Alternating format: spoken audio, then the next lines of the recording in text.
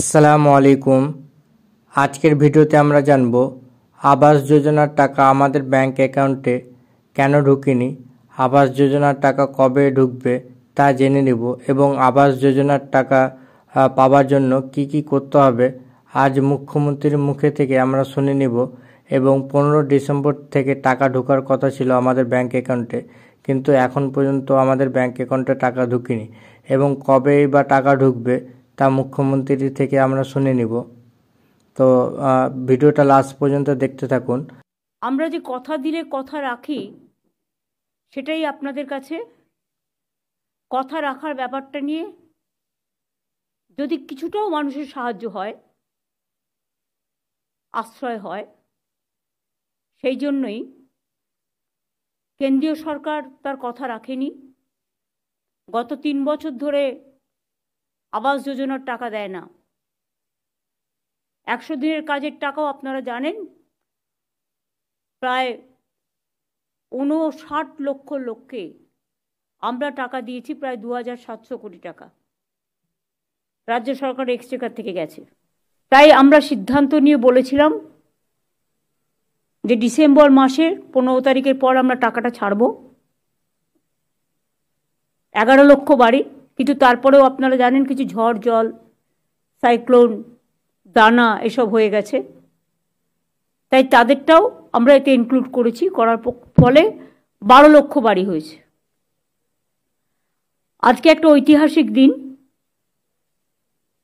এবং রাজ্য সরকার তার সীমিত ক্ষমতা সত্ত্বেও নিজের টাকা থেকে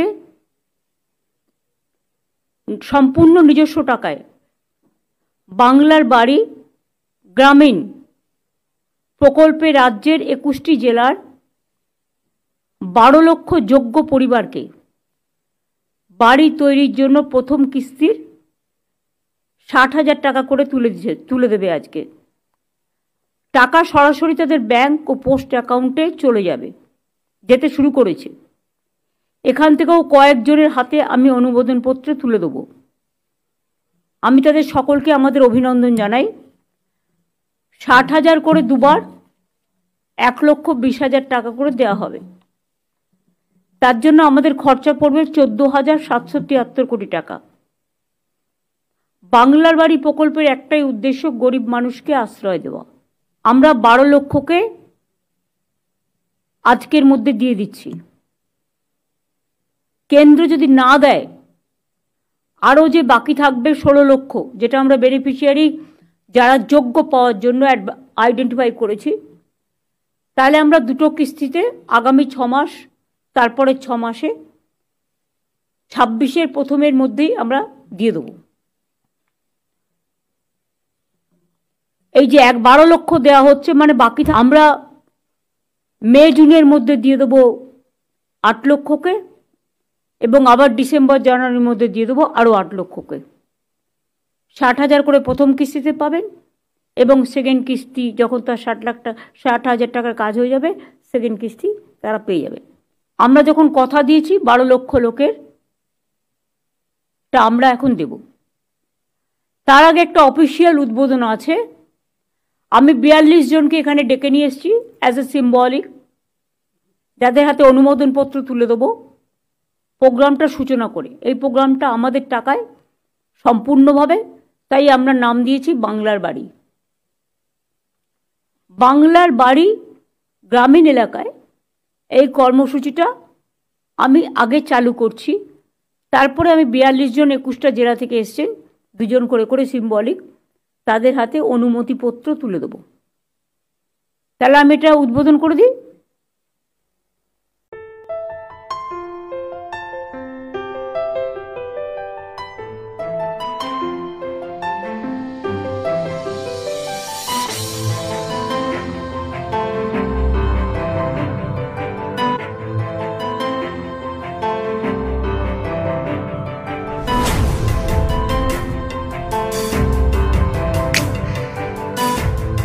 বাংলার বাড়ির ব্যাপারে ডিএম, বিডিও, এসপি, আইসি যারা আছেন বা লাইন ডিপার্টমেন্ট, সবাইকে বলবো যারা পায়নি তারা যেন দুঃখ না পান।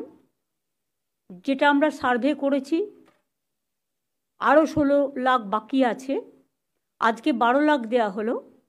এই 16 লাখ আমরা 2026-এর আগে আমরা আপনাদের পৌঁছে দেবো।